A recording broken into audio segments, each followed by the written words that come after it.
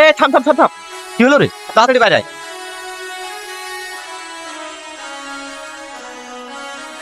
Sorry, কিছু মনে করেন না, আসলে আমরা বুঝতে পারিনি, আমাদেরকে ক্ষমা করে দিন। এই নিন, রুমালটা দিয়ে মুখটা মুছে নিন। এই মেয়েটা কোনো রেসপন্স করছে না কেন? আমিও তো সেটাই ভাবছি। কি হলো, আপনি কথা বলছেন না যে? ও কারোর সাথেই কথা বলে না। কেন? বাবু, এই মেয়েটার নাম হচ্ছে সালমা। ও আগে এরকম ছিল না, পড়াশোনায় খুব ভালো ছিল, আর ওর পরিবার ছিল খুব সুখী পরিবার। আজ থেকে 2 বছর আগে ও আর ওর বাপ মা এই রাস্তা দিয়ে হেঁটে যাচ্ছিল। হঠাৎ একটা অ্যাক্সিডেন্টের কারণে ওর চোখের সামনে ওর বাপ মা মারা যায়।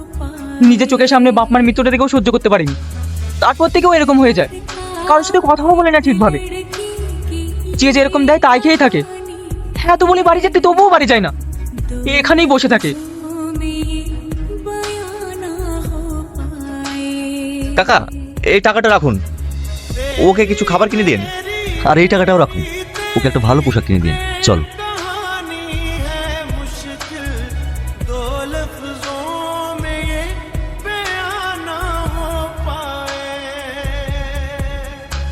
কি হলো ওর?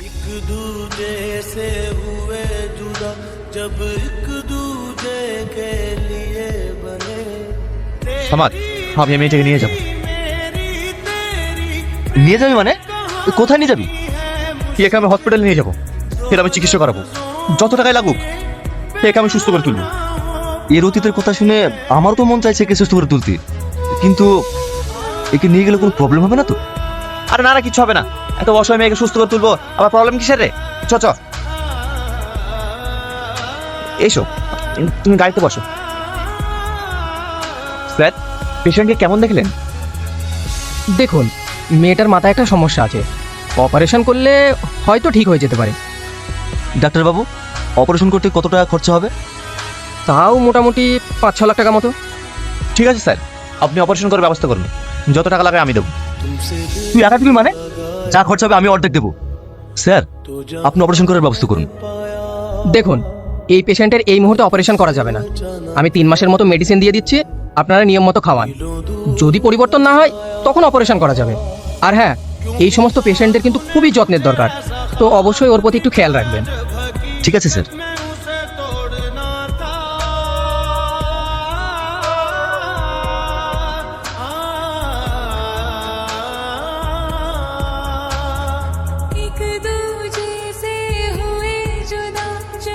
হ্যাঁ করো, হ্যাঁ হ্যাঁ হ্যাঁ করো, হ্যাঁ করো। আরে ওষুধ না খেলে সুস্থ হবে কি করে? হ্যাঁ করো, হ্যাঁ। আরে আর কি করছিস রে? আমি তো একটা ওষুধ খাই দিয়েছি, আবার তুই খাওয়াচ্ছিস কেন? তুই যদি সকাল করে ওষুধ ভরে খাই দিস, তাহলে আমি কি করে বুঝবো বল?